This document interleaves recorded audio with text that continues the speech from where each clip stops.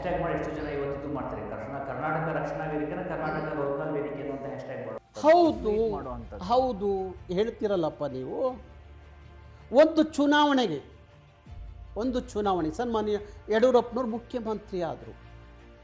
ಅವತ್ತು ಅದೇ ಜನಾರ್ದನ್ ರೆಡ್ಡಿಯವರ ಗಣಿಗಾರಿಕೆಯ ದುಡ್ಡು ಇಲ್ಲದೆ ಹೋಗಿದ್ರೆ 100 ಕೋಟಿ ಅವತ್ತು ಯಡಿಯೂರಪ್ಪನವ್ರು ಮುಖ್ಯಮಂತ್ರಿ ಆಗ್ತಿದ್ರ? ಅವತ್ತು ಜನಾರ್ದನ್ ರೆಡ್ಡಿಯ ಹಣದಿಂದ, ಯಾವುದು ಹಣ ಜನಾರ್ದನ್ ರೆಡ್ಡಿದು?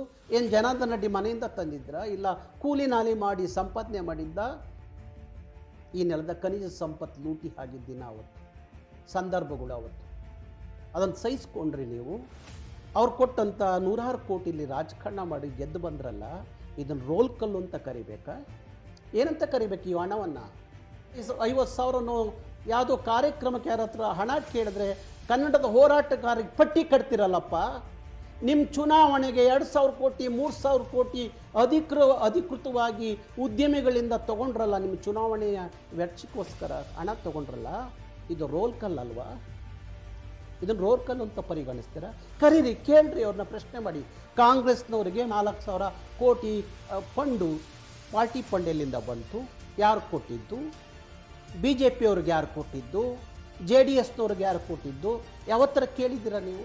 ವರ್ಷ ಪೂರ್ತಿ, ತಿಂಗಳು ಪೂರ್ತಿ ನನ್ನ ಕನ್ನಡ, ನನ್ನ ಭಾಷೆ, ನನ್ನ ಸಂಸ್ಕೃತಿ, ನಮ್ಮ ಬದುಕು, ನಮ್ಮ ನಾಡು ನುಡಿ ಅಂತ ಹೇಳಿ ಬೀದಿ ನಿಂತು ಹೋರಾಟ ಮಾಡುವಂಥ, 100 ಕೇಸ್ ಹಾಕೊಳ್ಳುವಂಥ, ಪೊಲೀಸ್ ಲಾಠಿ ಹೆಡ್ ತಿನ್ನುವಂಥ, ತಿಂಗಳ 30 ದಿವಸ ಕೋರ್ಟ್ ಕಟ್ಕಟ್ಟೆಯಲ್ಲಿ ನಿಲ್ಲುವಂಥ, ಜೈಲು ವಾಸ ಅನುಭವಿಸುವಂಥ ಅಂಥವ್ರು ನೀವು ಪ್ರಶ್ನೆ ಮಾಡ್ತೀರಲ್ರಿ.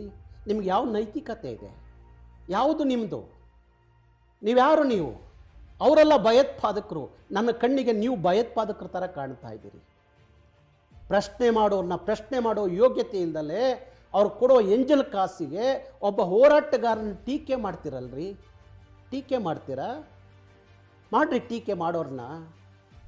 ದೇಶದ ಸಂಪತ್ತು ಲೂಟಿ ಆಗ್ತಾ ಇದೆ, ನಾಡಿನ ಸಂಪತ್ತು ಲೂಟಿ ಆಗ್ತಿದ್ದಾಗ ಇವರೆಲ್ಲ ಬಾಯಿ ಮುಚ್ಕೊಂಡು ಕೂತಿದ್ರು. ಅವತ್ತು ಯಾರೂ ಟೀಕೆ ಮಾಡಲಿಲ್ಲ.